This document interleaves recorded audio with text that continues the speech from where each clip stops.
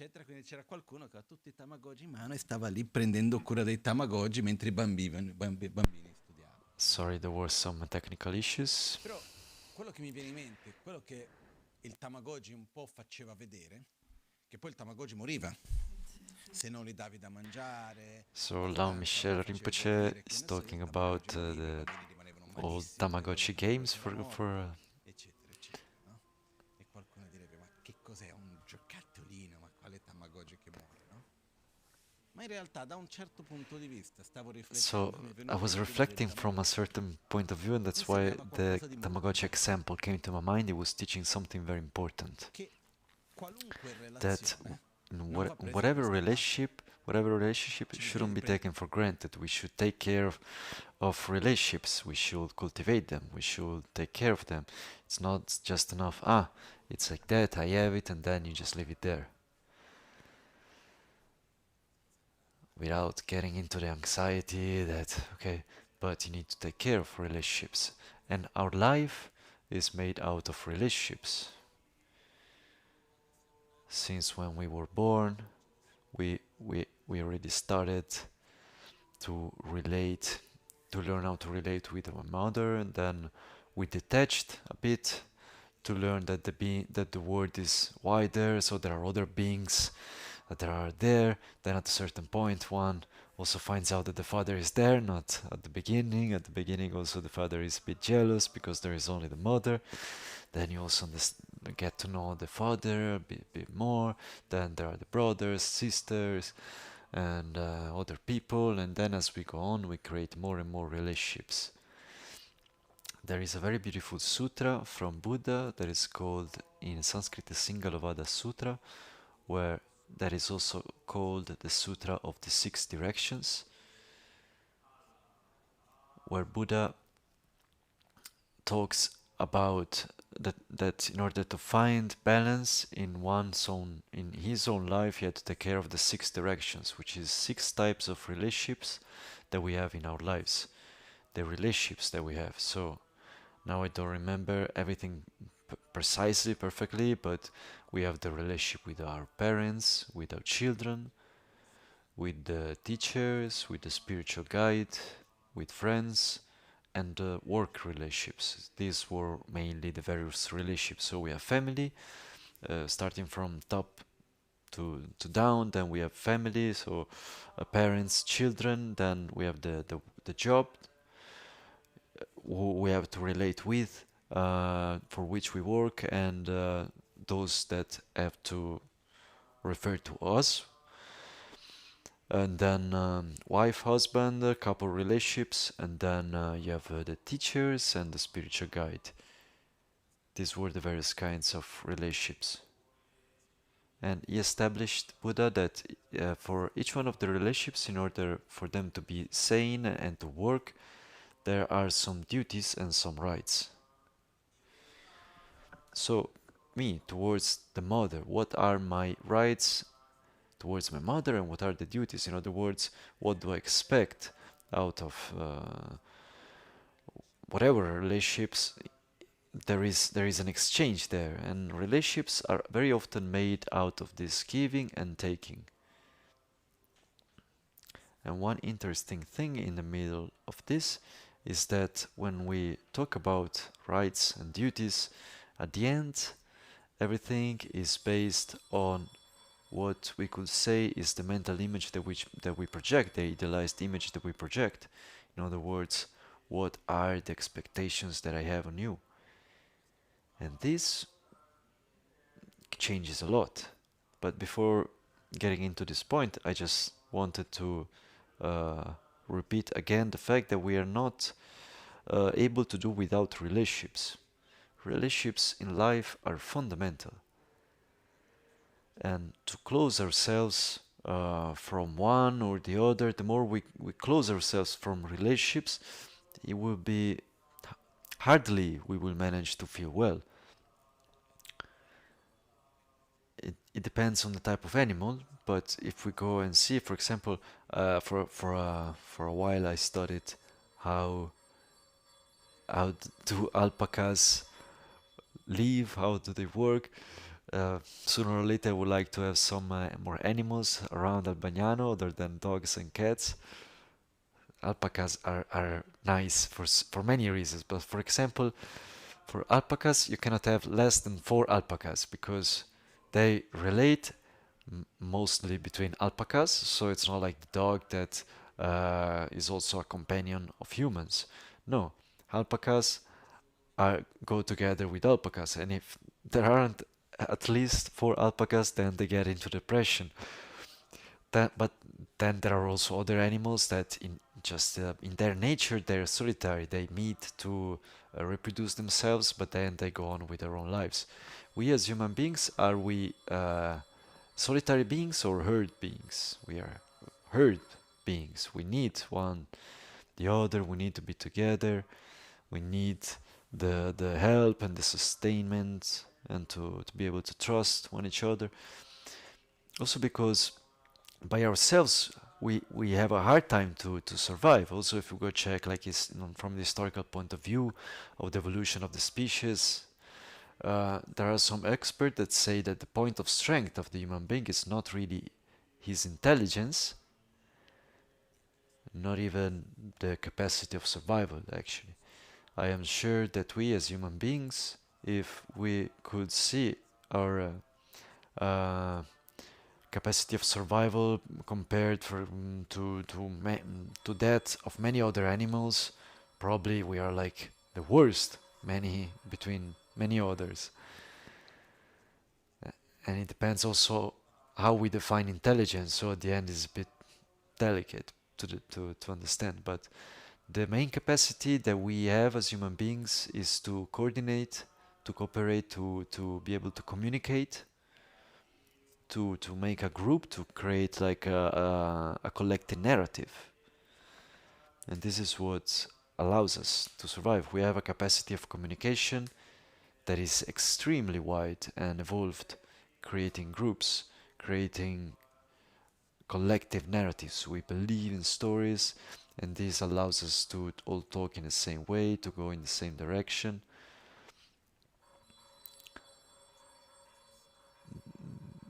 The stories are one of the main and central points of our species. One of the most successful stories, money.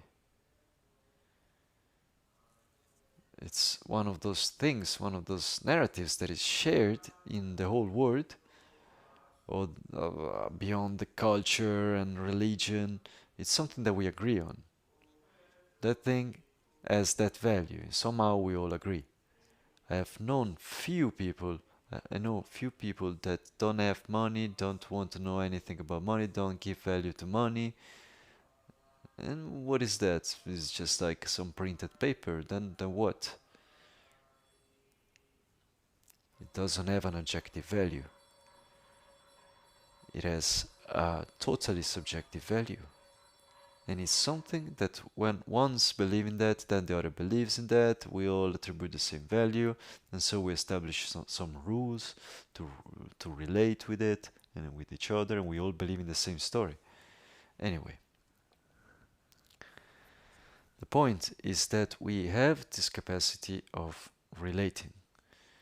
It comes to my mind this year there was in Mongolia, as I was talking with people there, for example, horses there are completely free, and they spend around 8-9 months completely free without almost any contact with the human beings, and they live in groups of like maximum 20-30 horses.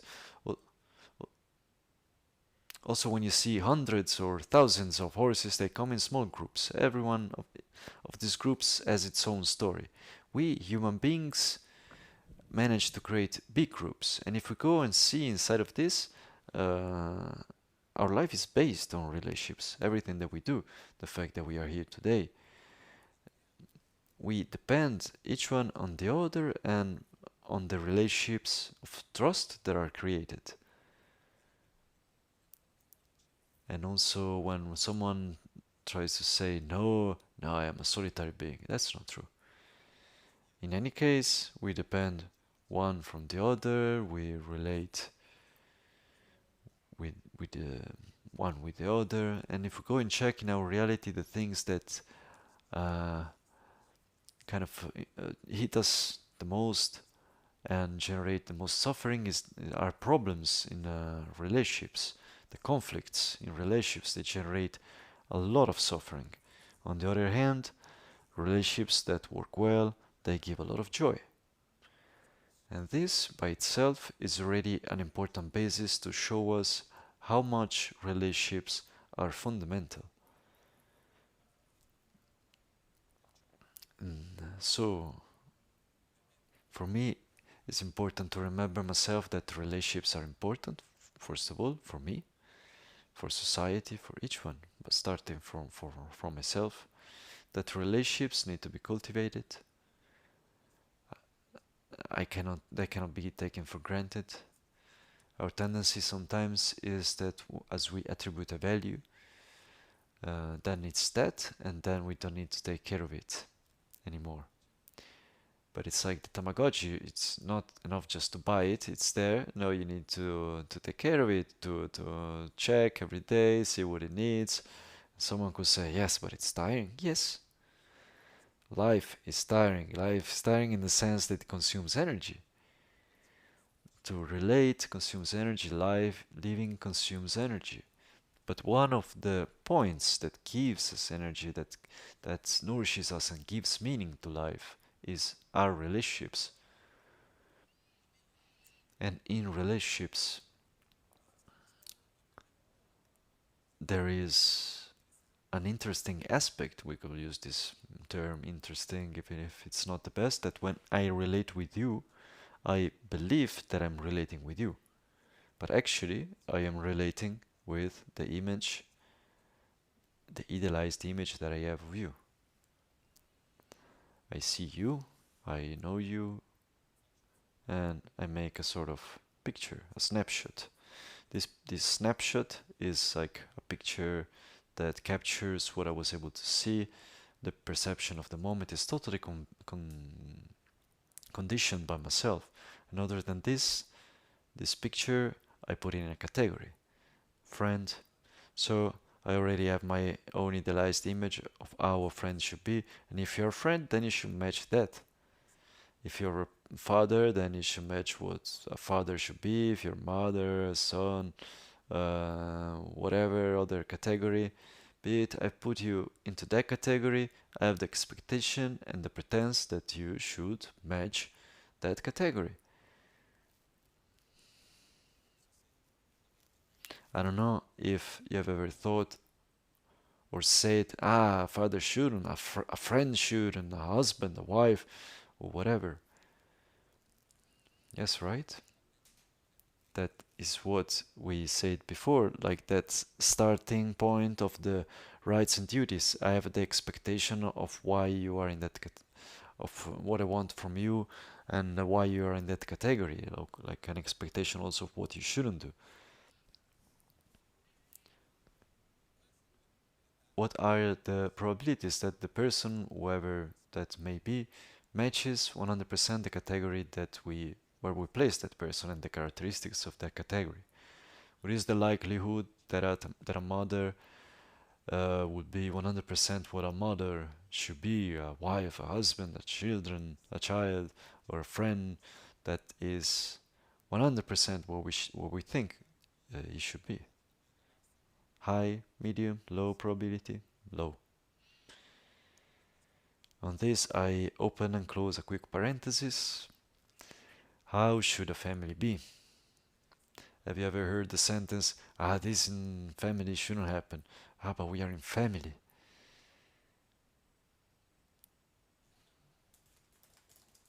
And we have an idealized image of the family, don't we?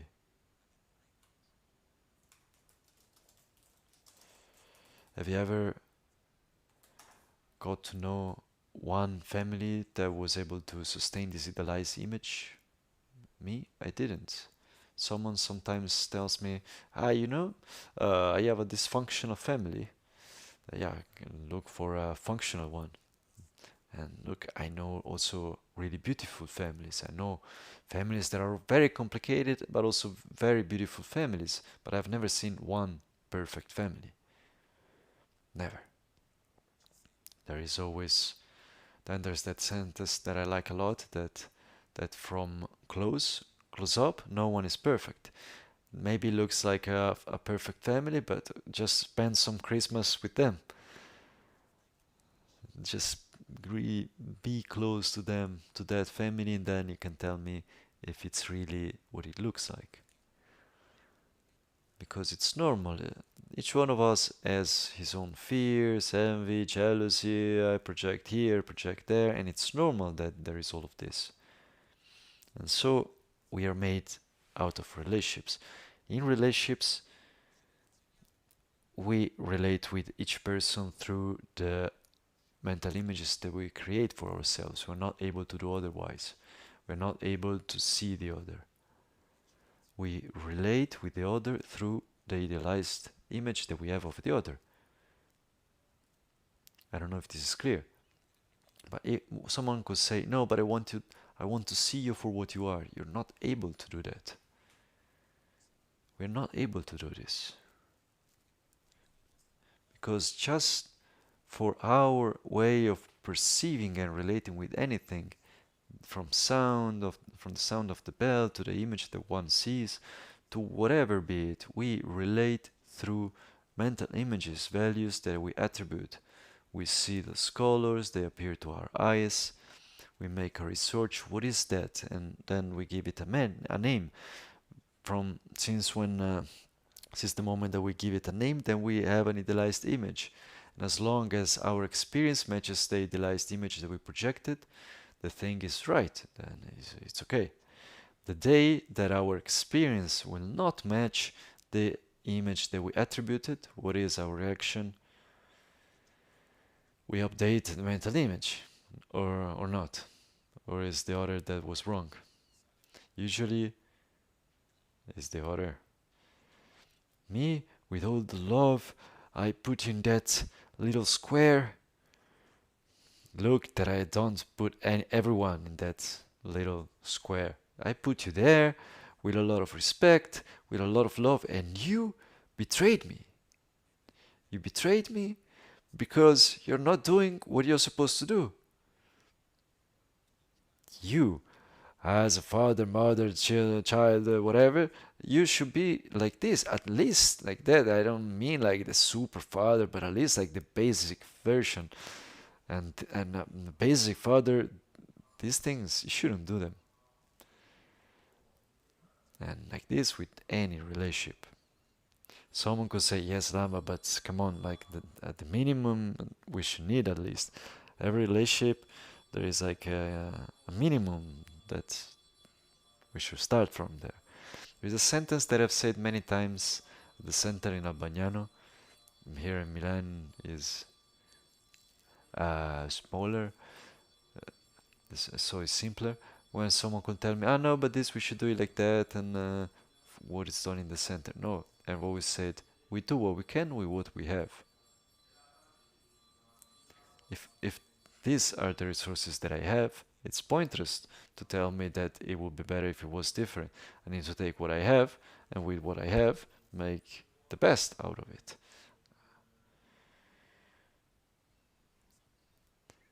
I don't know, we cook food. There are many people. At the end, there is like a spoon each for each one. What are the choices? Either we don't give food to some and then some others take two, or we just share what there is, or we look for some food somewhere else, but we should do what we can with what we have. It's pointless to sit there and say, it would be nice, it would be better if this and that. And so when I find myself in front of a person, someone of us, did we ever choose like our father or mother? At least not that we remember. And if we did, I don't think that it was really in the most aware way. And the being that was there in the bardo before rebirth, a bit like stunned and everything, I don't think he made like a very aimed choice, also because there is the illusion, because usually when there is the moment to choose the parents at birth, then there is like the falling in love between them, usually, not always, so one is also taken by that. But what happens is what everyone has the father or mother, not that he or she deserves, but like the parents that one has. It's pointless to say no because it would be that's what it is. Sorry. In the good and in the bad, that's what we have. And that same thing is for children, for many other relationships, and also with ourselves partly. And one of the fundamental points for us is first of all to welcome what there is, what is there, to accept it, to welcome it with affection, to then dream and imagine where can we go with what we have, what can we create. Because if I come to you and I continue to impose on you something that you're not and you're not able to be, on your side you will put yourself on the defense. Because I come on the tech. If I come to you and I tell you, but you shouldn't be like that, you shouldn't do this, yeah, and so on, this manifests as a sort of attack, and the most common reaction is to put oneself on the defense and often also on the counterattack. And then we start to have this thing where I come to you and tell you what you should be, and as a consequence, you come to tell me what I should be, and I'm not. Instead of concentrating on the fact that, okay, what are the characteristics that we have, and where can we go with what we have, with what we are? Because no one is perfect. And so there is a difference between the father, mother, child, and so on, and my father, my mother, my child, and so on.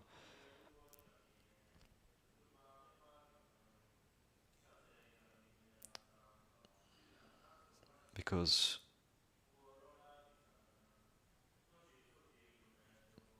whatever path is made out of three passages in order to work quite well. In Tibetan, it's said that the first is to recognize and accept the basis. The basis, by basis we mean the available resources, what is there. It's a bit like, okay, I need to cook. The first thing that I need to do is to understand what are the ingredients that I have. I have some rice, okay, but I want to cook pasta. Yeah, but you have rice. Yeah, unless you can transform rice to pasta, then maybe it becomes like a rice pasta, but the basis what is there is rice. I wanted courgette. There are carrots. So first of all, I should understand what do I have, what are the ingredients available, and then once I have clarity on the ingredients, then I go to the second step, that is the one of dreaming the finished dish. With these ingredients, what can I cook? Because if we start from the finished dish, then we will get there. But I can't do anything out of it. I remember many times at home, like, okay, we don't have anything to cook. Then you take, apparently there isn't like anything, but then you open the fridge and you put together those things, and you have a beautiful lunch. If you already start out with the idea of the finished dish, then you can do anything until you collect those ingredients. But if we first check what are the ingredients that we have, then with these ingredients, I I imagine the dish that I want to cook. And once I've imagined it, then I need to set myself like the path to get there. So how to prepare and transform the ingredients to get to the final result. The ingredients that we have in this case are relationships that are there, are people that are parts of our life, are yeah, also ourselves. And with these ingredients, what do we want to make? Where do we want to get? What is possible?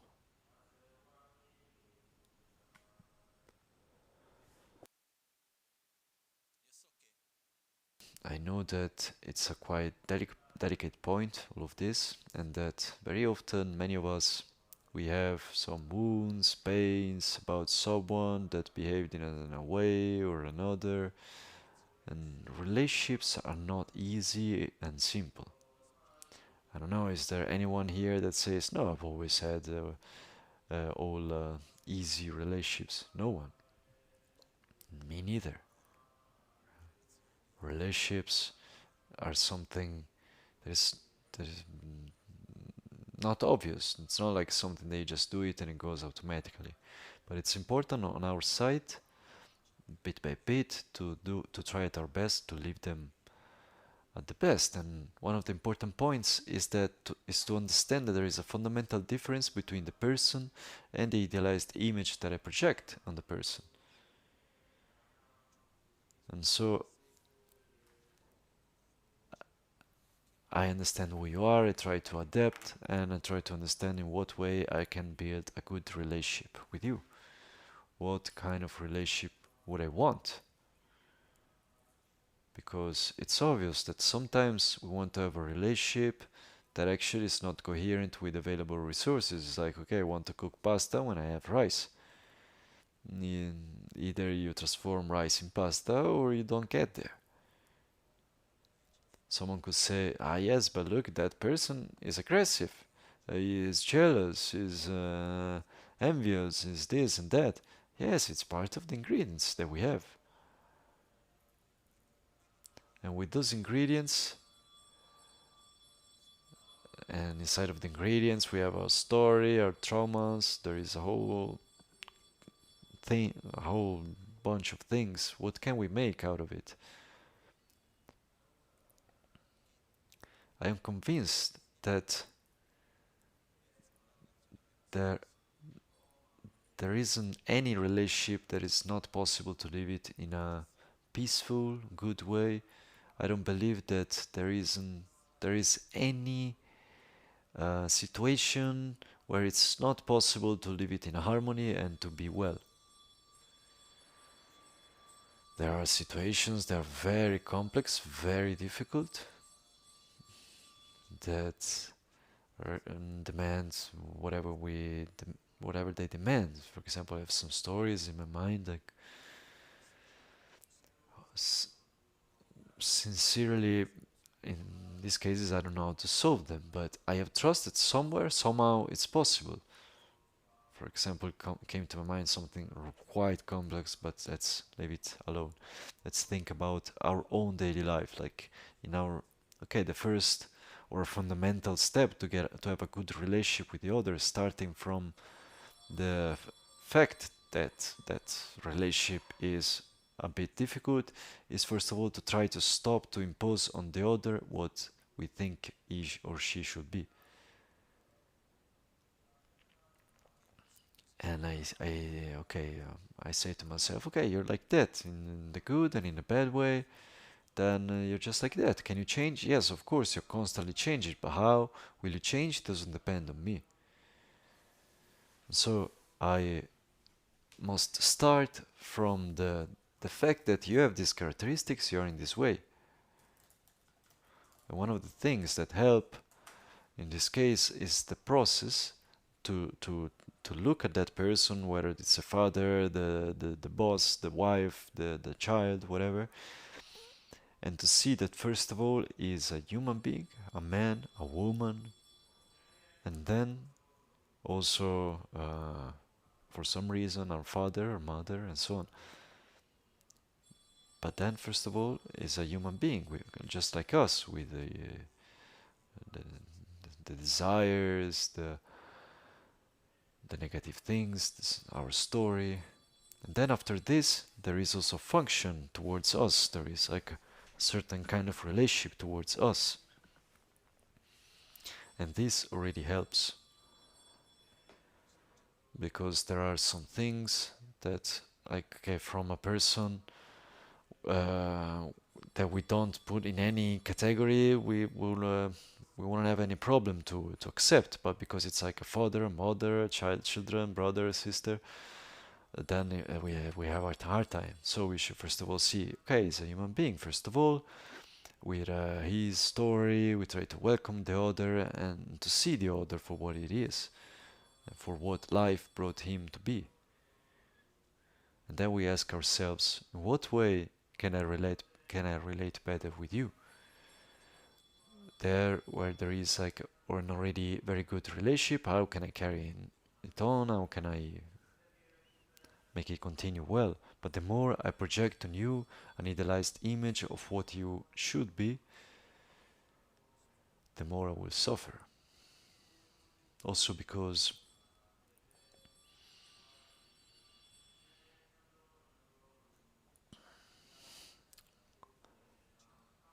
much or little, big or small, are completely relative factors. If you give me a lot of attention or little attention, if we spend a lot of time together or little time together, and so on. Also, how long do I live? Whether it's much or little, is there an objective answer? No. It's always on the basis of a comparison. And this comparison is related to the image that we project. With the image that I project, because very often it's tiring. Like if I relate with you, I relate with you having as a point of reference with an idealized image of how you should be. I think you should be. So hardly you will ever be enough, or you will everything will be fine. So when we say that phenomena are relative, that nothing exists in an autonomous, independent, objective way, and so on, it's a beautiful philosophy that I really like a lot. But it's very important to take all of this to daily life, to see that also my father, my mother, my cousin, my child, my brother, sister, wife, husband, they're also empty of intrinsic existence. In other words, they are subjective. They don't exist in an autonomous, independent, objective way. What that person is for me is a reflection of how I live that person and what I project on that person. It doesn't exist in an autonomous, separate way.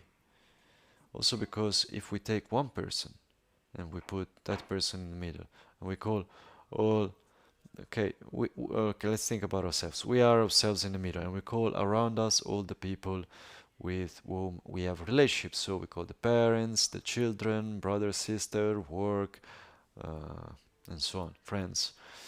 And we ask to each one of them to describe us. And then we also describe ourselves. There will be not two descriptions matching. There will be some points matching, many points there will be different, but there will not be two descriptions matching each other, because inevitably we see the other through ourselves, and so the other is relative. And when we see the other through ourselves, one of the reference points to see the other is a comparison that we make. And usually the comparison somehow is not even another person. Let's take the example of the father or of the mother. It's not that I say, look, the father of that person is different, is like that. No, I use as a point of reference an idealized image that I have of how I think the father should be. And very often it will not be enough. Will not be good enough. So we can't relate outside of the mental image. We're not able to do it, but at least we can be aware that we're like that. And here there is this, could say, beautiful act of updating the mental image. To say, okay, I can update the mental image.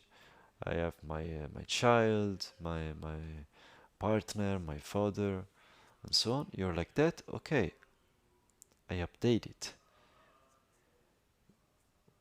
What can we do? Where can we get to? And then bit by bit we build that relationship, being careful to not make this update of the mental image to say that then, okay, you're like that, then I lose my hope and I don't do anything so that you can be different. It's important to have an idealized image. It's important to have like a dream of how I would like you to be. But the important thing at the same time is not to impose that that person should already be like that, or the relationship.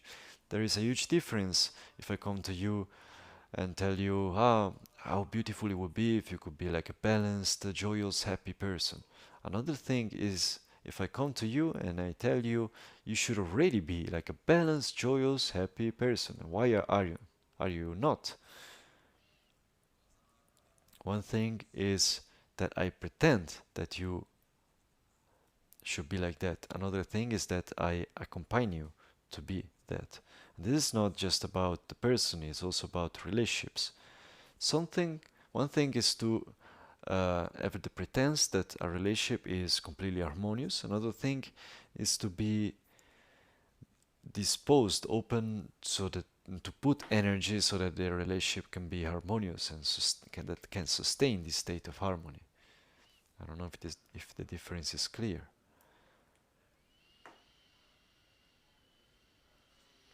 Someone could ask me, but Lama, what does it happen if when there is a relationship that for as much as we can think about it, we cannot find like a way out?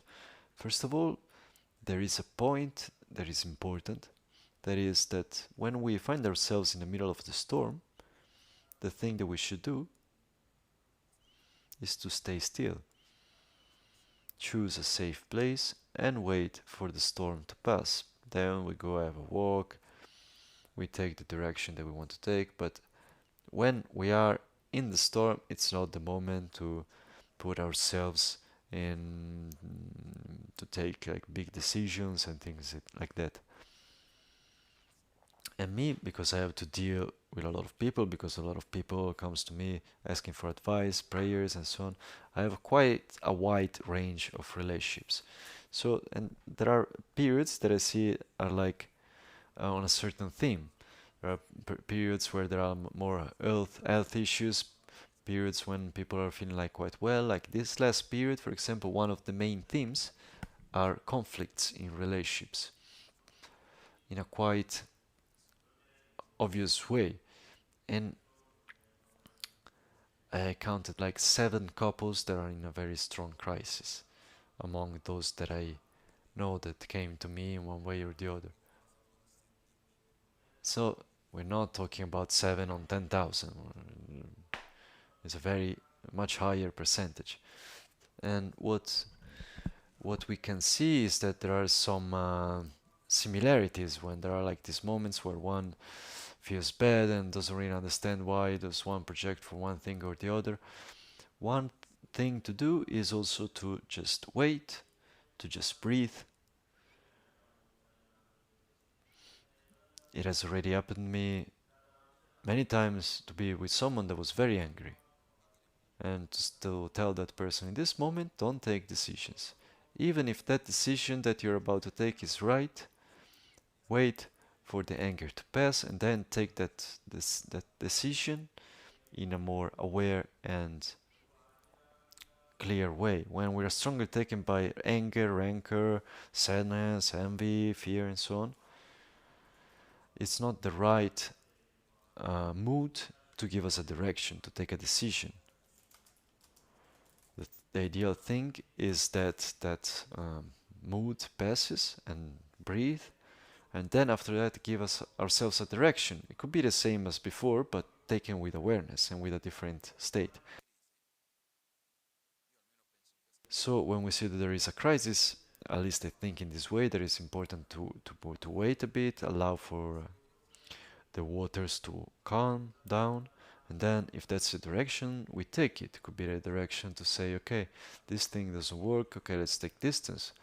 For me, when there is a relationship between two people, like we have said before, there are those relationships that we don't choose. So there are the various functions in life. For example, we have the category father and mother, right? And for as much as at a certain point one in life doesn't get along with their father or mother, they remain the same thing. I don't have the choice. I change father, I divorce from my mother, and these kind of things. There is no such choice. So the choice that we have is, okay, I can take some distance here and there, but we still remain my father and mother.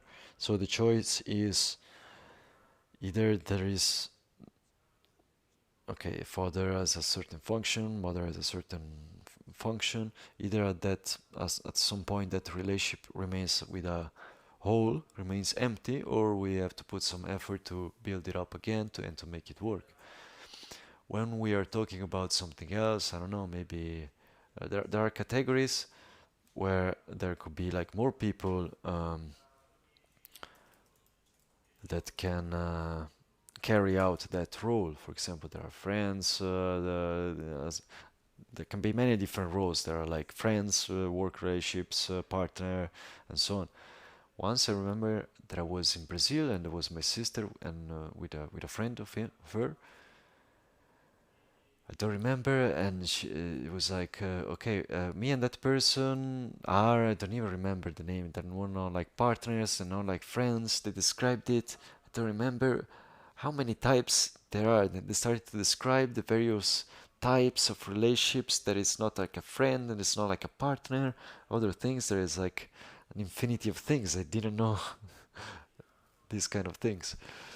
Anyway, whatever is the category that we project on the other, a relationship, according to me, needs to be sustained and maintained since the moment that it's good for one and the other. If we at a certain point see that our way of interacting, not in the short term, but at least like in the medium long term, is not working, and more than doing good to each other, we harm each other, then it's better to take some distance. Then at a certain point one can resume it in many different ways, because with that distance maybe one allowed change to happen. It's not that because once it was placed like in a square, then it has to remain the whole life like that. But it's important that the relationships that are there, we should take care of that. If we see that it doesn't work, okay, we will try to make it so that we can improve it. And many times there are situations where, how can we say, where we find ourselves, we we realize that we don't have the means at hand to put things in a better place. There are some examples that come to my mind. So if I find myself in front of a person that has a profound anger, that has a profound depression, a person that finds herself maybe having like a very strong selfishness, situations where what I can do is very limited, then everyone has his own karma, his resources, story.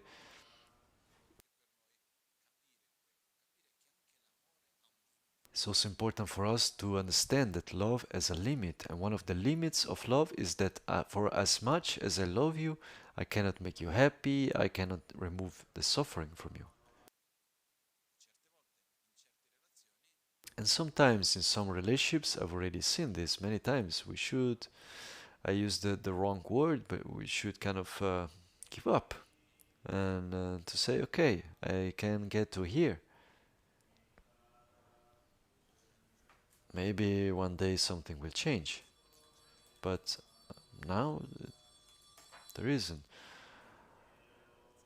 Maybe you're in difficulty, I give you the hand to get up, and I give you the hand to get up, and also I have my back pain coming, and you still didn't take the hand. Like me, more than giving you the hand, is not that I can force you to take it, and also this happens. But this is part of that accepting the ingredients of what we that we talked about. Me, before giving you the hand, ideally I should understand whether you want to take it or not. If you don't want to take the hand, then I give it once, twice, and so on. Then I wait for the moment that you're ready to take the hand. It's pointless that I stay there to repeat and force it. Then I am disappointed because you don't take my hand. Because I'm here to help you. Then you should allow yourself to accept my help. That's pointless. So there are situations where somehow we should relate with what is there, with the possibilities that exist. And the beautiful thing is that when we inside of this, and also when there are difficult situations, we find the meeting point where there is like a positive aspect and we're able to relate with that bit by bit grows. And it creates space for other things. If we are sitting there rigidly, it shouldn't be like that, why are you like that, that thing that you did that time, that thing that you didn't do, then we will remain in the same loop that we already know if we're attached to that. So one of the key points is to find what are the meeting points and to work on those. To me, when I talk about these things, always comes to my mind Duccio, which is this painter that has made many paintings for Lama Gangchen, and also last weekend I talked about him. He, for example, painted that Buddha in front of us, where he's sitting with the tree behind. And when Lama Gangchen met him, Lama Gangchen went to give some teachings to Pamaya. We're talking about the 80s. And at a certain point, Duccio was there. And he made his own first painting. He painted like a tanka, like a Buddhist thing. And he showed it to Lama Gangchen. Lama Gangchen saw it, and he told me that he thought that it was really awful. It was how badly he paints. Then he looked at Duccio, but then he saw in that a potential, something good. And he saw that and said, thank you, can you make that other painting? And he commissioned a painting to Duccio, even paid him. I pay you. You don't have money, so no, look, I pay you. Can you? I think it was Paldan Lama. No? Can you do it this way and that way? Improve like this and that. When he did that painting, Lama Gangchen said that okay, still was not good, a bit better than the other, and he said thank you. Now can you make another one? But this time, make it a bit like this and that, and a bit by bit, he grew up and improved, and it became very good. Lama Gangchen, in his own room, the main painting that he had was made by Duccio. So, like that image, for example, all these images were painted by Duccio, but were idealized by Lama Gangchen Rinpoche. And this is an example to say that okay, Lama Gangchen tried to relate with the qualities of people and not with their defects, because if you point the finger at the defect, then that will not remove it. But if you put energy in the quality, that will increase it. Sometimes also to recognize what is not fine, to then change it and improve it. That's also completely fine, but that's not enough. And we have the tendency of criticizing and to point the finger. And I've already told you that you're lazy. Yeah, I know. But you're always there reacting badly. Yeah, I know. I would like to not react badly, but I've already told you many times. Yeah. If you had such a powerful word, then please tell me things every day. But actually what happens is that when we are next to someone and we try to accompany the person and to give support to the positive aspects that are there, bit by bit that grows and it develops more and more. And one of the ways is to allow ourselves in our relationships to find meeting points and to start out from that. Also, when there is a particular attention, there is a term in Tibetan that is called tamsik, in Sanskrit samaya. It is said that when the samaya is pure between two people, then everything can be resolved. When samaya is not pure, then everything becomes complicated. Samaya is also translated as meeting point. What does it mean? Actually, friendship, that the trust that is between two people. When the relationship is good, problems can be solved, you can find a way to go on. When there is tension between two people, well, at a certain point, it's not clean anymore what one feels towards the other. Then, out of that, everything becomes complicated. How can you clean the samaya? To clean this, how can you say,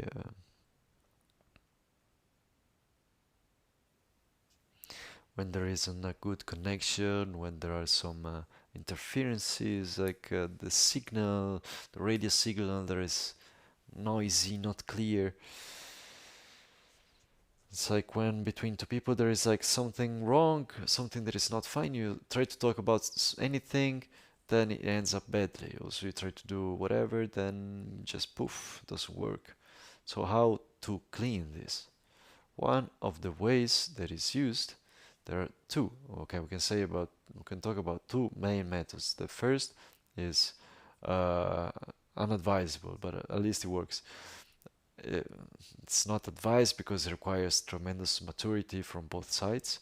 That is that, okay, we look at each other in the eyes and we review the past. What have I said? What have you understood?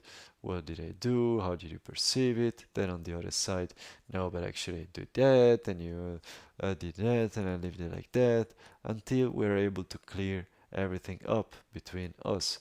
That's not advised, because in the majority of cases, we haven't even started the first week to review if we have like 20 years, and then no, because you and this and that. No, we don't have the majority of cases.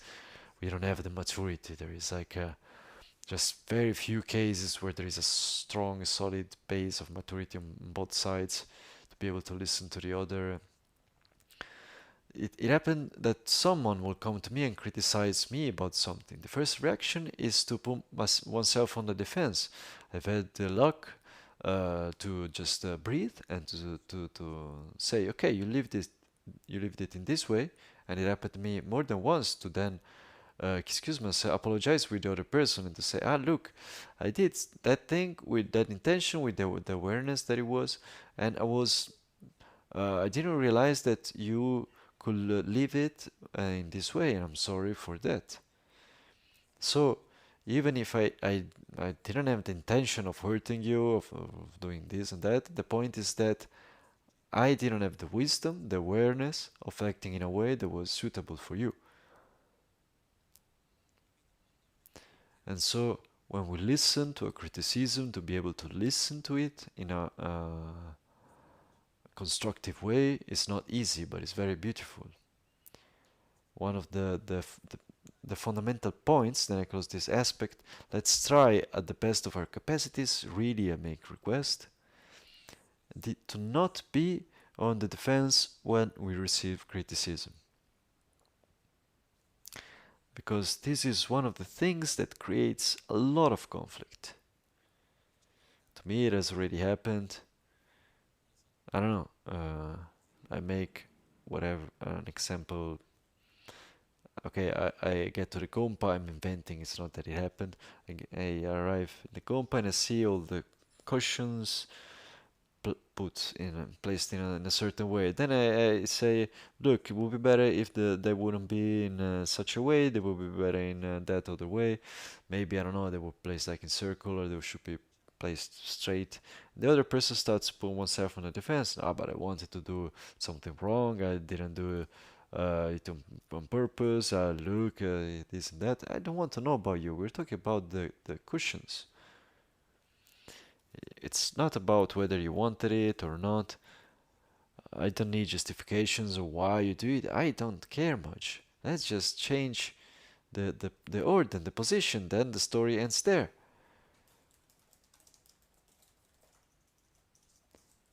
But how often we talk about the cushions and then the person takes it personally. Because at the end, it's not about you, it's about the cushions. But very often, actually, when there is like some criticism about something that we did, then we take it personally, we put ourselves on the defense, we want to justify why we did it, then even worse, we counterattack. But he also, the other day, put the cushions in that way. But look at the chairs. How are they positioned? I also asked internet and artificial intelligence what is the right way to put the cushions, and if you have it against me, then there is something not right. Let's just change the place of the cushions. We're not getting into that. And when one is really able to welcome a criticism with some maturity, without taking it personally, but by taking it as something constructive. How beautiful that I learned how to place cushions differently in this context. Look, I just put the cushions in that way for this and that reason. Let's see what is the best way to put them, but without taking it personally. And I can assure you that if we are able to take criticism in a constructive way and not to put ourselves on the defense, an enormous quantity of conflicts are just evaporated. We often see this. And why do we have such a hard time to take or not to take criticism in this way, and we always take it on the defense? Because at the basis we live on the illusion that we are what the others believe us to be and how the others see us. One of the ways to not be on the defense when we receive a criticism and to try to see a constructive way, I say it a bit badly, is to not care about what the others say. In the sense that I'm not what you say about me or you think about me. You can think about me that I'm like a god or like a devil. That doesn't make me one or the other. I am the whole of everything that I am. So the more we can have an identity that is based on our own experience and not on what the others think or say about us, that changes the story. So something that I really ask, let's try to be careful to not put ourselves on the defense. And even worse is a counterattack, and even worse again, the preventive attack. I already know that you're going to attack, so I attack you before you do. I think this is quite clear, right? So because we have a hard time to not do this, then the first solution, okay, let's talk about things thoroughly. It's not impossible, but it's very hard. The other alternative that works better to clean the samaya, let's find a point in common that is positive. One of the traditional points that are given, okay, you eat something nice together. You live a pleasant moment of whatever type. For example, it is said that in the past, the way to heal the samayas was to have a party together. When there is a conflict, what should you do? The Gana Chakra, the so-called Gana Chakra that today has been transformed in a ceremony, but originally it was a big party where you would dance, you would eat, you would pray, you would do many things. There are those that talk about the great parties of Gana Chakra with orgies even, but this is also another category. But this makes me remind the advice of my great-grandmother. When I was born, I had all my 4 great-grandmothers alive. One of these went to my mother when she was 9 years old. No, 9, 10 years old. My mother would often go and visit her. She was a woman living in Rio de Janeiro. She she was from Carioca. They have a bit of a different way of being. Like okay, my great grandmother was very open, was talking, and my mother she would get to know all the problems in the family because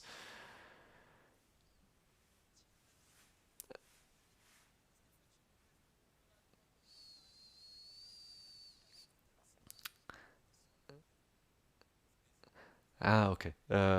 So the great grandmother was praying to God and telling all the stories of the family to God, and my mother and her mother would get to know them from that.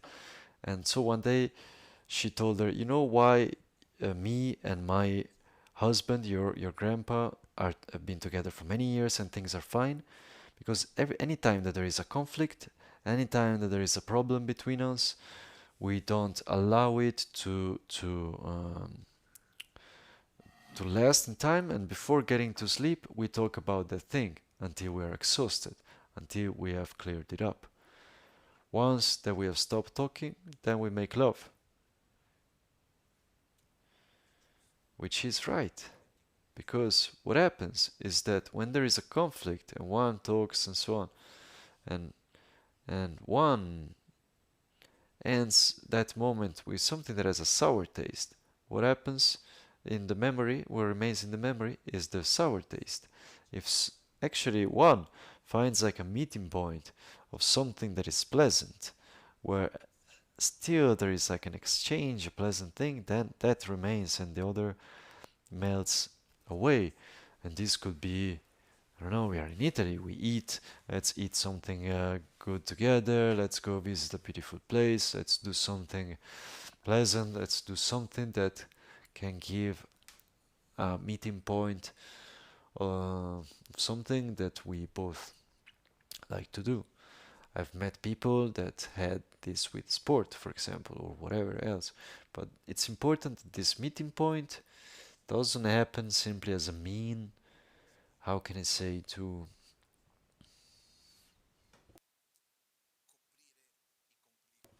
cover, to hide away the conflicts, the problems, because also this happens. Okay, we agree on this, and then we pretend that the rest is not there.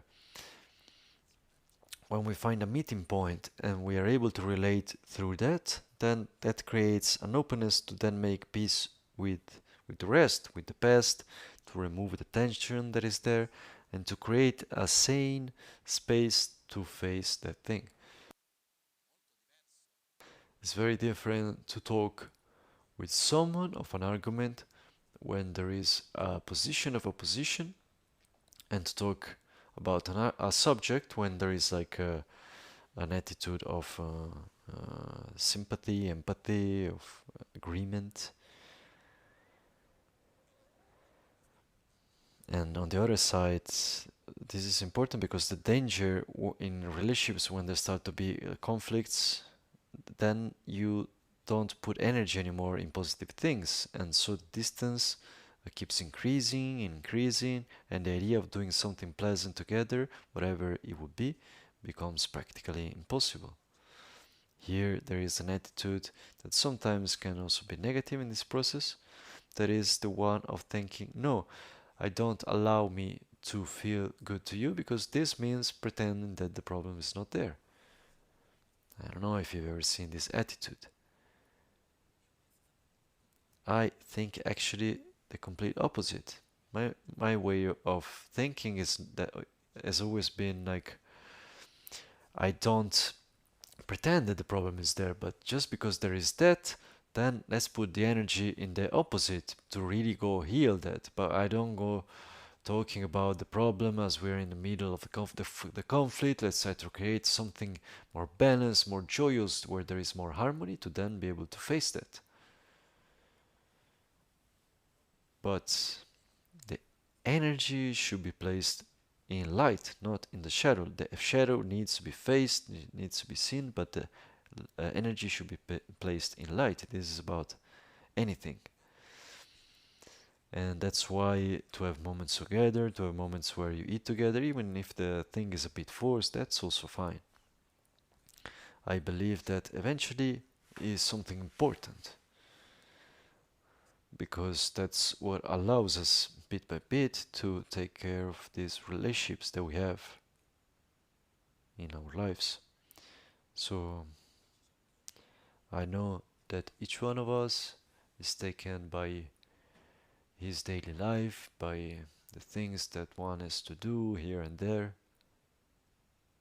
but our life is also made out of the habits, out of the relationships that we have and of the others, and it's good to dedicate some time to take some time to go in the direction of the other and to meet the other.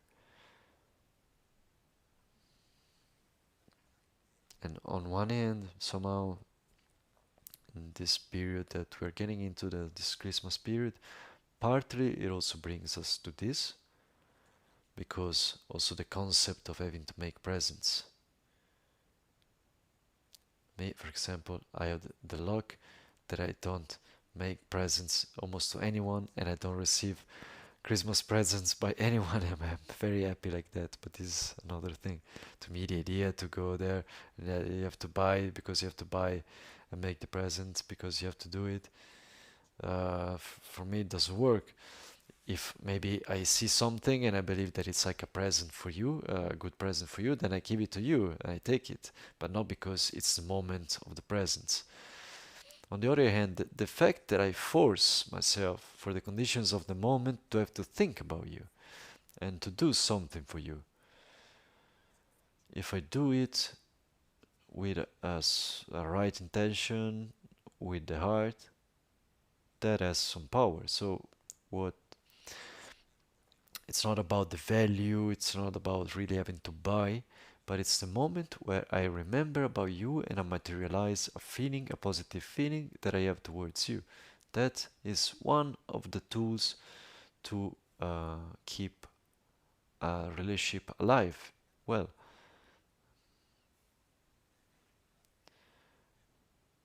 so it's not that you should or shouldn't buy presents, do whatever you want, but the fact is that a present that is chosen just because I have to do it, then to me it's like worthless. A present where instead I think about you, I get in touch with the feelings that I have towards you, then it's a moment to dedicate myself to you, to remember about you. I can also write like a poem and give it to you. I can give you some flowers. It's not that I have to go and buy. I can also give you something that I have at home. For example, I have some drawers at home where I put some things sometimes.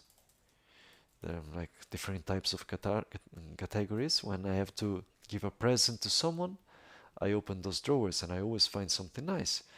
Because maybe, I don't know, small statues, this and that, things that come or I buy or that they give me as a gift.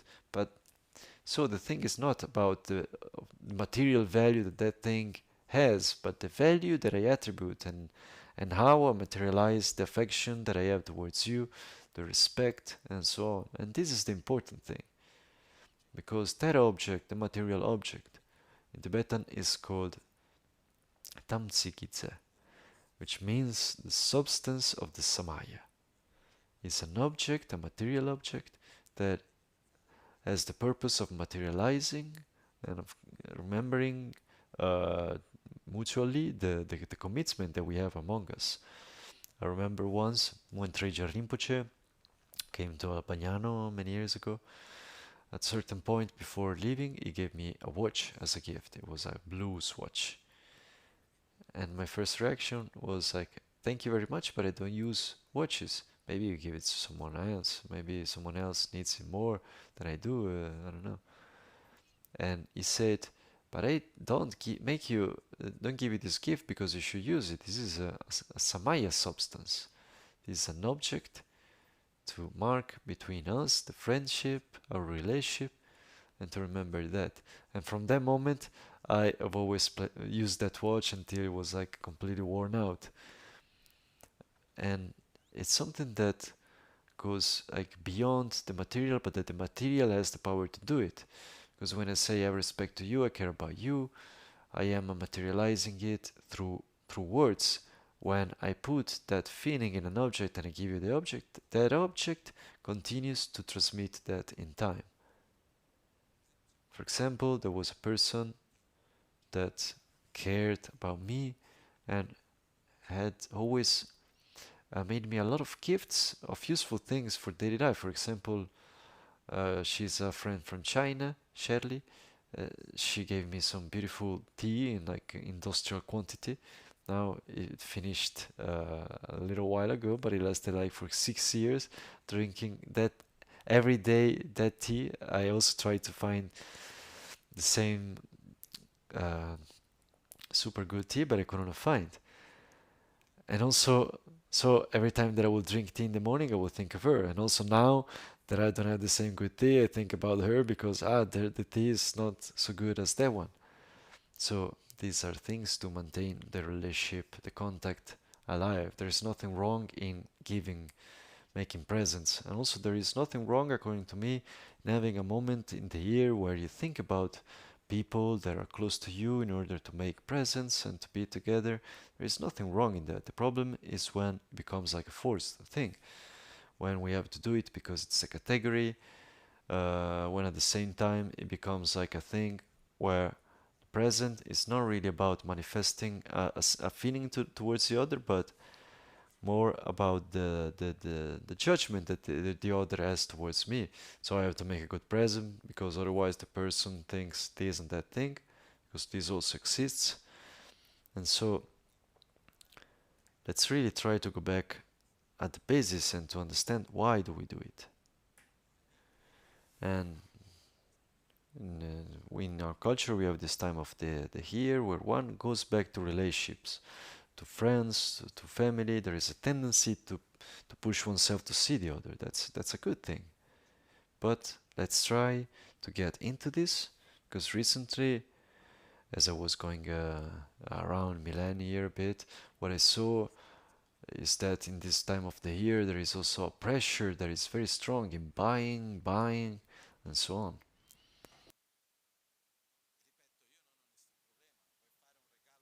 I repeat, I don't have any problem. You want to make a gift to someone that costs a lot of money, that's no problem. You're welcome to do it.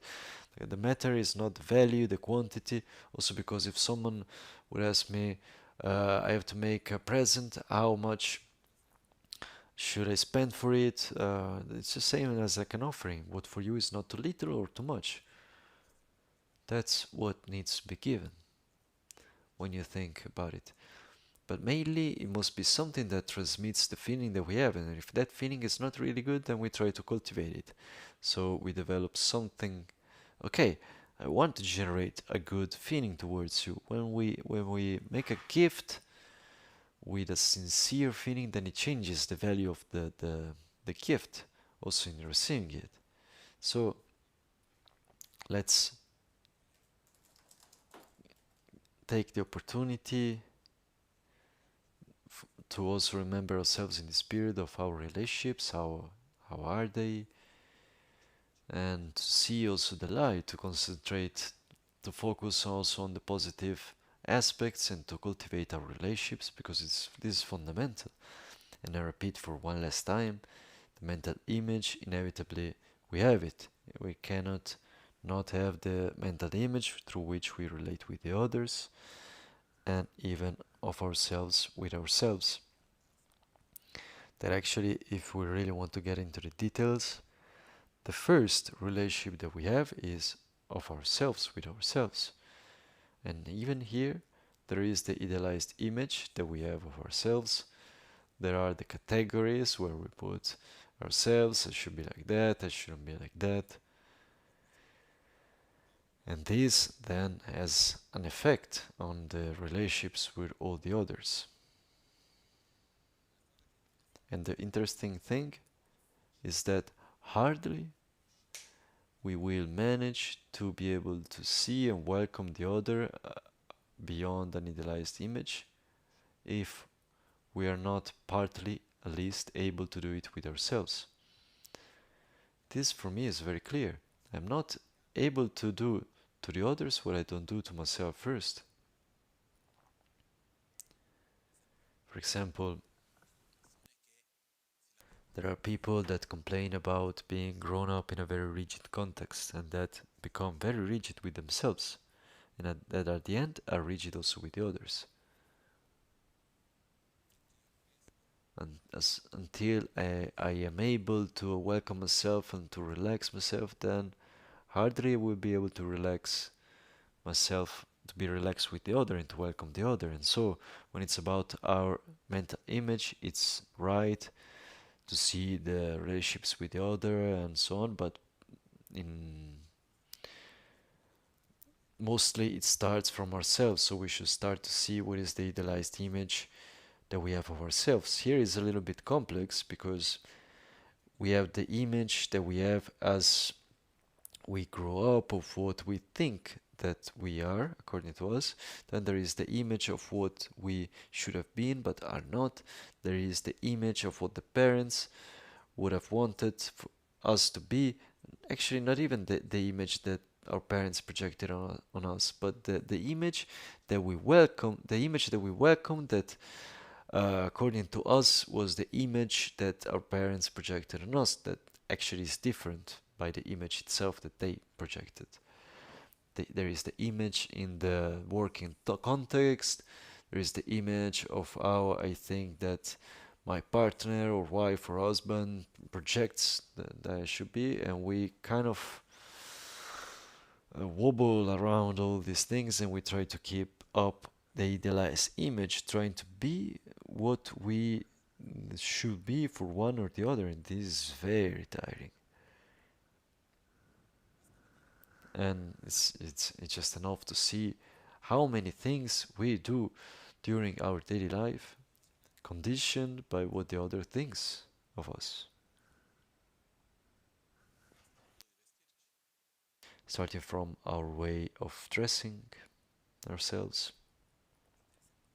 It's interesting that the image, the haircut, the way of dressing, the image towards the other is something that of which we care about and worry about, not because of how we see ourselves, but of how the others see ourselves. And those are things that when we go and check, also if I look about myself, there are some things where I feel like I'm a bit like trapped in these things. Make an example also of today, from today. In this moment, as I've said before, there is like this story that I have at the harm. I found like a shirt that really helps. It's a particular type of cloth. It's called Weltex, and it's not to make advertisement, but few people know it. Where in the texture of the cotton there is like some ceramic. So when you touch it, it's normal cotton, but actually there is this thing of ceramic that reflects the heat of the body back to the body with infrared rays. So the body, that part stays warm, but you don't sweat. It's not like the warmth of wool. So like the strange thing is that I found a beautiful shirt of this, and the only color that I had is black. Though I never put on black color. It's not like I never dressed myself of black. I mean, there is only yellow and Bordeaux colors. So since when I was 12 years old, then I always dressed in that way. The other day I put on a black shirt, and then one starts to look at oneself. And one of the first things that came to my mind, and the other, what sees me like this, what does he think? My answer is, I care little, but if one doesn't give a right answer to oneself, then one naturally is conditioned by that. And we worry hugely about how the others see us, because naturally I was not able yet to go beyond the idealized image of myself. It is said that as one becomes a Buddha, one goes beyond that. I try my best to not be conditioned and to at least to be aware, but I see many things in our life. We are many things we are conditioned by this. How the other sees me, because if I say this or not say that. The ideal thing is when a spontaneous way of living, natural, allows us to sustain the mental image that the others have of us. Becomes very tiring when our spontaneous way of being goes against the idealized image that we want to sustain from on the side of the others. One of the important things on this, of the work of ourselves, with ourselves, for ourselves, okay, it's to say, okay, I'm not what the others think of me, what the others say and of me, so I shouldn't condition my choices so much, what I do, what I don't do, on the basis of this. Because really, it's a huge quantity of time and energy that we consume on this, and in our idealized mental image, we have what I am, what I should have been, how the others see me. Then I sum the various contexts of my life. I saw some the various types of images. And when I ask myself, what am I? It's difficult to point a finger and to say I'm this, because I am many things together. I don't know, have you ever found contradictions in yourself? Is there someone without contradictions? I don't think so. We all have our contradictions. I think this, but I want that. Yes, it's true, I like it like that, but then it's like that. I don't know. There are many contradictions that we have. Talking with some parents a while ago, I don't know if you have ever had like a feeling towards your child, I love you really a lot, but there are some times that I want to kill you.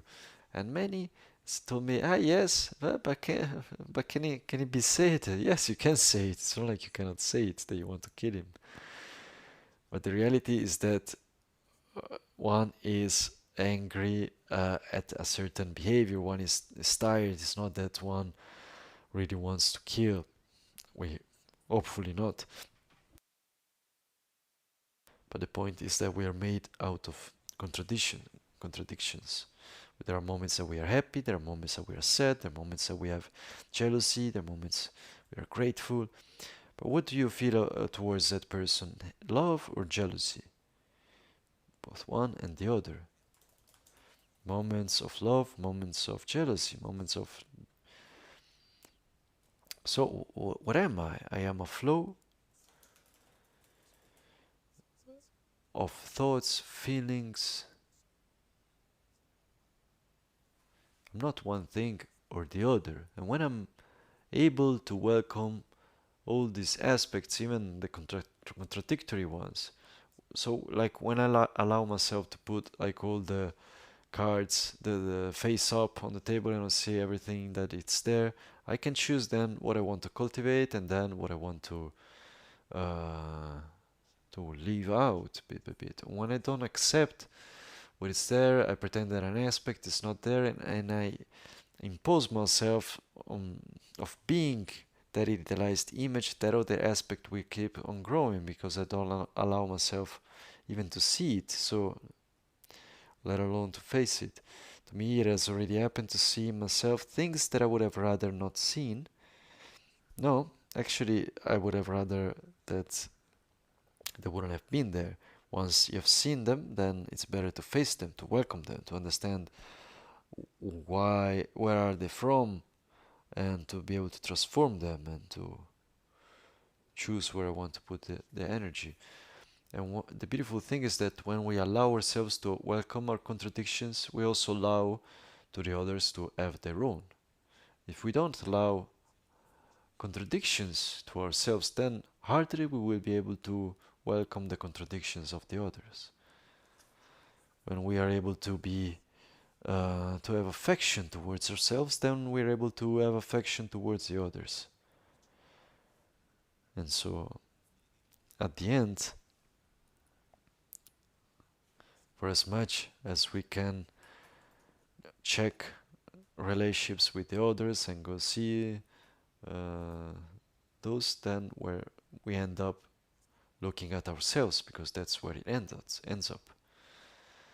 In any way, the way that I relate with you is a reflection of how I relate with myself. And this takes us to a fundamental point, that is the fact that to take care of oneself is not a selfish act.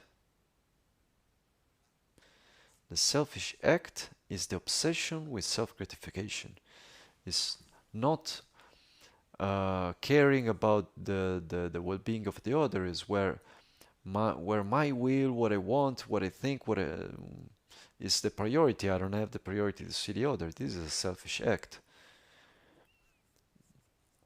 Taking care of oneself, to put some effort into improving oneself, actually is a wonderful act that allows me to then take care of the others, offer to the others, and to be able to do this.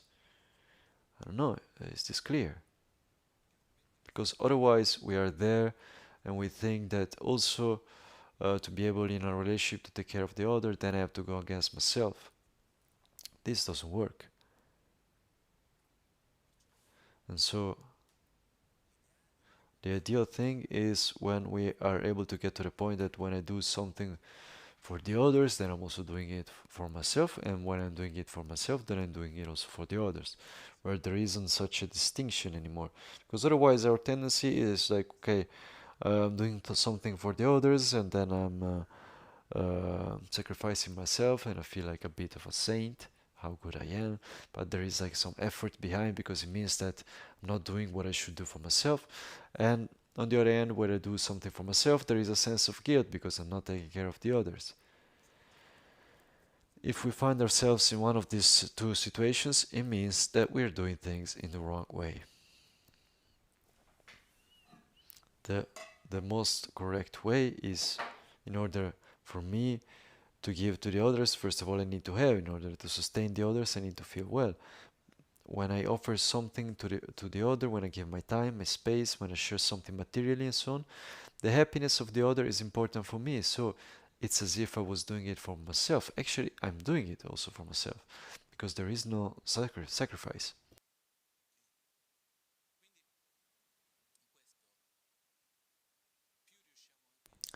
So the more we're also able to have this aspect of taking care of ourselves as a means to get close to the other and take care of the other as a thing that does good for us, at the end the two things become one, and there is much more harmony and things go much better.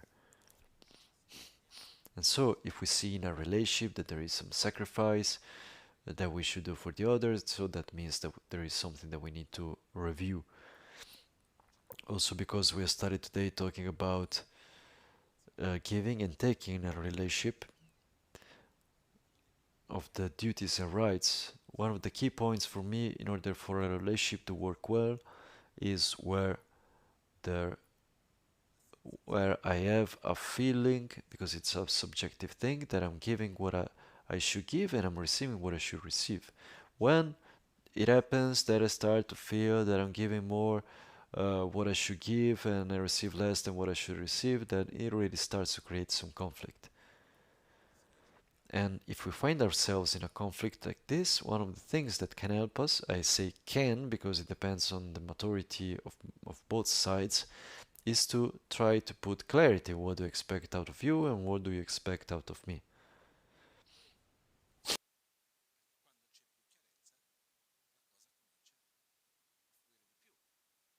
Because when there is more clarity, things start to flow better. Because like if I tell you, look, I expect out of you that you help me with that other thing, and the other says, look, even if I would want to, I can't do that. I expect you to uh, to give me warmth, but I'm made of ice. I can make you more fresh, but I can't give you warmth. It's not in my nature. It's like asking to wind to be solid, to earth to be liquid. The earth can tell you, okay, I cannot give you that aspect like water can give you solidity and other things. Sometimes we project on the other things that the other doesn't have the capacity to sustain. And to have also this clarity and to remove that weight from the other is also important. I've already seen it many times, situations where when people say, well, look, that person is always like that. It would be better if he wouldn't. But it's like that.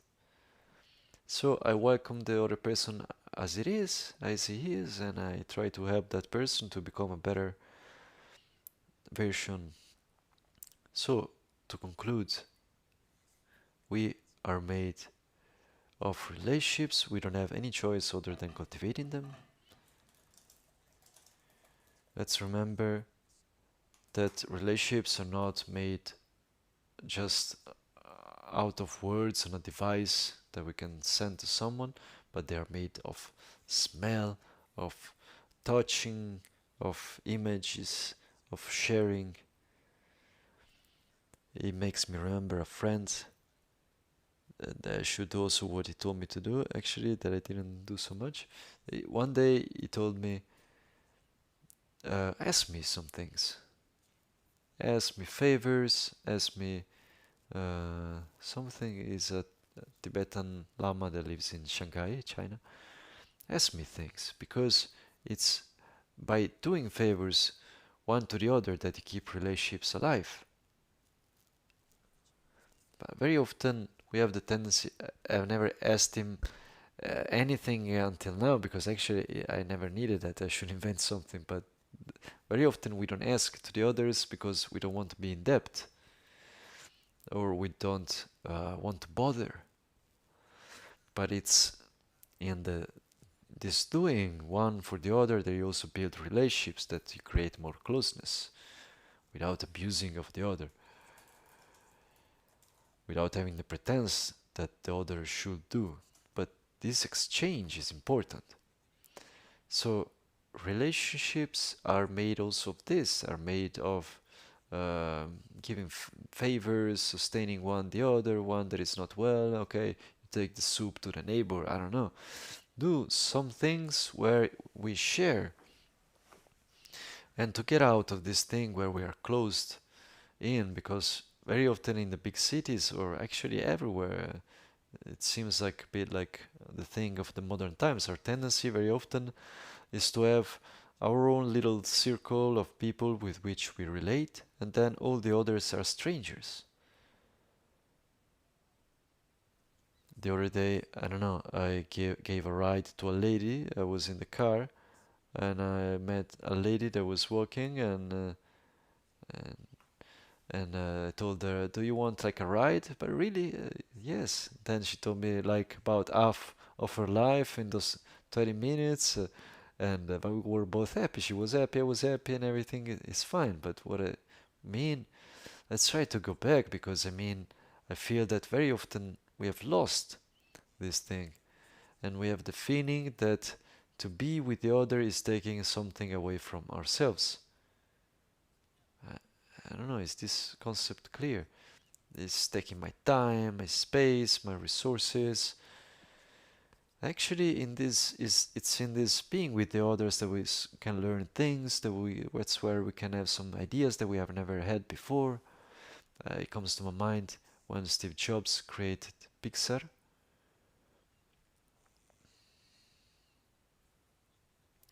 After having created the society, a while after it started to have success, it built the head office of the company. And as he was building it, he wondered what is the main thing that what is the main product. And he said the main product is creativity. Where is creativity?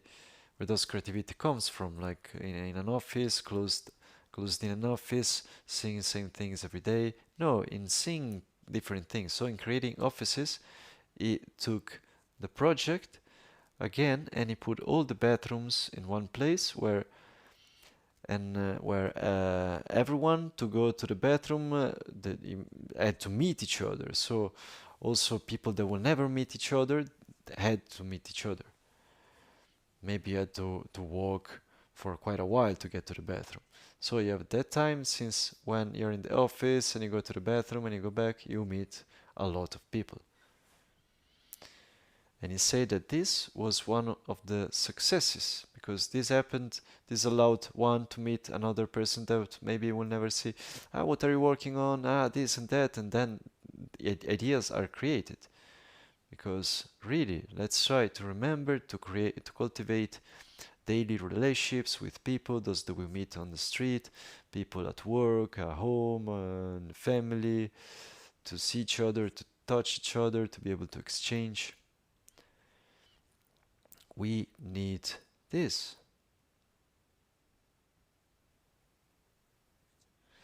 To me, sometimes in Albaniano, I joke about it. I like it because, like, when you meet someone, you exchange, you see, you give a hug. It's beautiful. And sometimes I joke in Albaniano. I feel like Mario Bros, because from going from point A to point B, there are all the obstacles to overcome, so to speak. Sometimes you have to go to the center, to that place. I meet like 15 peoples, and each one needs something. And so in 3 minutes it becomes like 30 minutes, which is actually completely fine. Because we are made of relationships, we are made of encounters, we are made of looking at each other's in the eyes to have these exchanges. And if we really want to feel like good, at least at a minimum, and I believe we do, one of the things that we should do is to allow ourselves to get out at least a little bit from that obsession with self-gratification.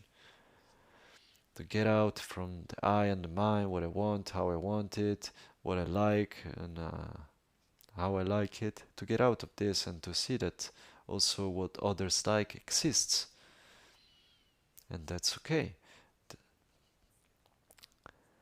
less we are closed in the I and the mind, the more actually we feel better ourselves. The more I'm worried with what I want, my being tired, my space, my ideas, my thing, my this and that, the more we will try to condition the world around us so that it's how I want it, and the more we suffer because things do not match what we want, the more we're able to let it go and to meet the others. At the end, the better we will feel ourselves. And so, one last thing, when we think about relationships, and each one definitely must have his own in mind, the things that go better, those where there are more tensions. Let's try other than seeing the other outside of the idealized image and so on, there is another fundamental aspect of seeing the other, to try to see the other and to be there for the other. In other words, to allow oneself to go a little bit out of that obsession with self-gratification. To not see the other in relationship to me, but to see the other as the other. Or even just like the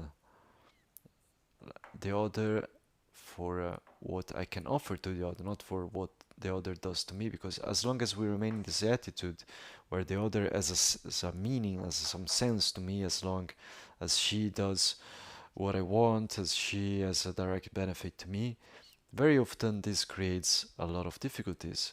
But actually, when we allow ourselves to see the other, okay, how can I put myself at your service? How can I help you? And to get out of that obsession with ourselves, this at the end really does a lot of good for us without getting along into it. But it's one of the important things, to see the other as the other, just for one moment. It's not like 24 hours. We have a lot of time to think about ourselves, but just sometimes to be there and to say, okay, now you're there, okay. Now I want to think about you. Now I want to look at you. And at the end, that's what does good to us. Because we are there very often saying, no, we are against war, we want peace, and so on. And then we have our time to see the other that is in front and to say hi to the neighbor. Because it's not like that and the other is like that. But the big wars, where are they born?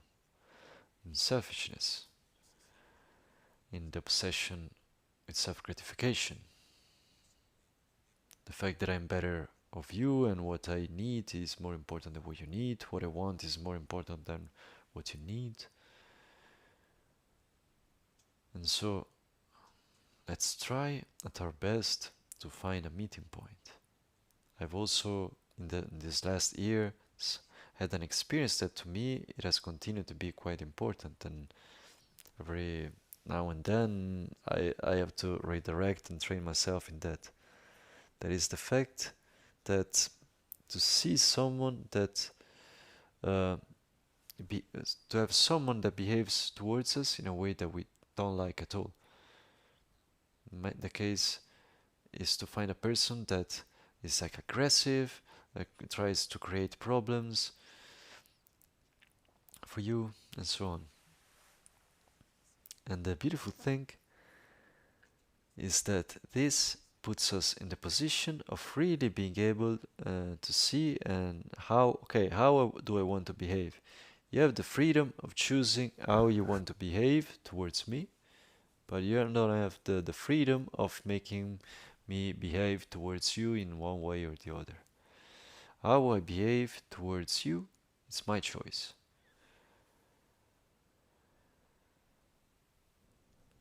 It's not obvious, but it's beautiful when one is able to do that.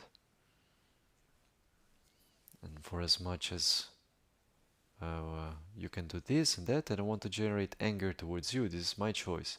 It's a bit like when a man came to Buddha, he was very angry, and he said, what do you think you are, doing this, doing that, saying this and that? And Buddha simply looked at him, this very angry man, and he asked him one question. First of all, sorry, before answering, if you give a present to someone and someone doesn't want that present, who owns that thing? Belongs to who made the present. You're bringing me your anger. I don't want it. You keep it for yourself.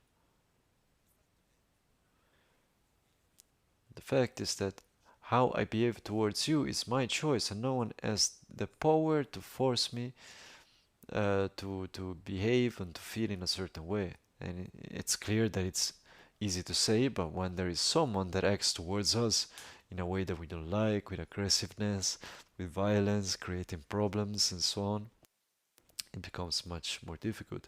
But there is where there is the real opportunity to do it, because it's easy to be gentle with all the people that are, to be kind with the people that are kind. The real practice is when there is the opposite situation. So here, even towards the difficult situations in life, if we have the goal of being people that are more balanced, more stable, more lovable, and more equanimous, and we want to develop our inner qualities, then difficult situations will teach us a lot.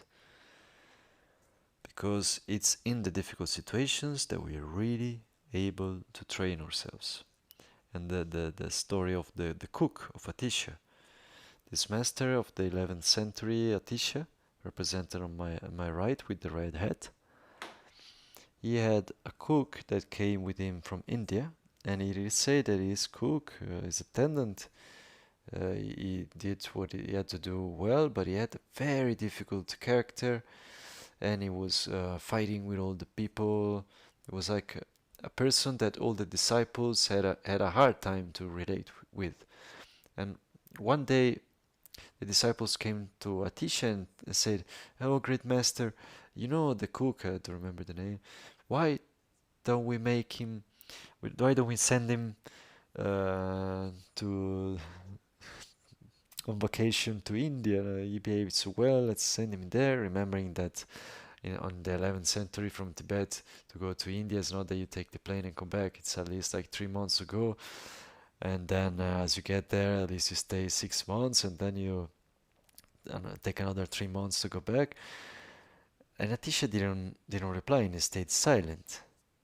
And maybe because he dedicated himself for such a long time, maybe he could do like a solitary retreat, 3 months, maybe 3 years. And Atisha, at a certain point, looked at that disciple. Sorry, what are you talking about? Is he maybe my master of patience? Because let's remember, you cannot practice patience without having an object of anger. Sometimes one could say, I didn't know I had such feelings. There wasn't the opportunity. So that person is showing you that you have those feelings and you have to face them. And so even the difficult situations that are there in the relationships, if we see them with a deeper attitude, they are wonderful opportunity for us to see our shadows, face our fears, face our difficulties, and to cultivate our qualities. That's an opportunity that it's there. When I am able to love that person that treats me badly, just as I'm able to love the person that treats me well, that means that I've taken a great step, big step. But in order to do this, there must be like the person that treats me badly. I don't know if this is clear. Is it easy? No. Possible? Yes. There were some masters in the past, and they on purpose looked for complicated situations, because when they will get to a point in their lives where nothing will take away the patience, then they will look for things that will put them on, that will be challenging. I think that for the majority of you, okay, if you find yourselves in a moment where everything is well, enjoy. Don't look for something that is more complicated, more difficult, because anyway it will appear. But the important thing is that in the meanwhile, also the difficult situations that are there, the masters of the Kadampa tradition, the disciples of Atisha, said, eventually, if we are able to live it well, our enemies, that is the people and situations where there are some conflicts, are our best friends, because they are those that help us to see the things that we have to improve, to see the part of ourselves that we haven't seen before, and that really allow us to grow without taking away anything to friends. It's not that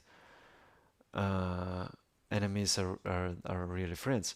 Friends are friends, and the enemies have an aspect that make them friends. Enemies in the sense people with which we are in conflict, because they allow us to see things that we otherwise wouldn't see. So let's take life with awareness, and let's take care of relationship. This was the essence of what I wanted to say today. We are in this period where we are going towards Christmas, where there is something of the family, looking at the other. Let's take advantage of this wave, not to buy things, but to see the others and to take care our relationships and ourselves. This is very important. Also because it reflects in the macro. The fact that we are in a time where we are more and more self-centered, and it's not about just being selfish, we are just... Anyway, this reflects in the macro.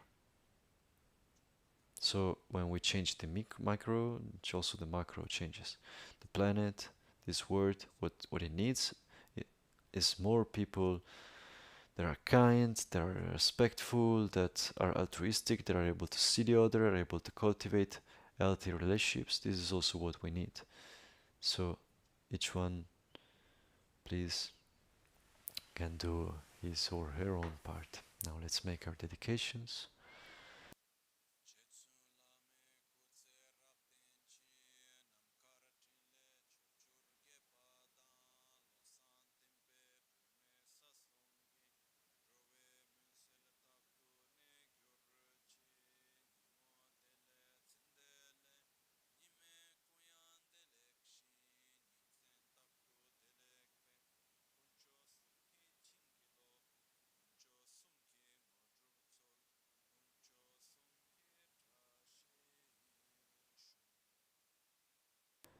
at dawn or dusk, at night or midday, may the three jewels grant us their blessings. May they help us to achieve all realizations and sprinkle the path of our lives with various signs of auspiciousness. Thank you, everyone.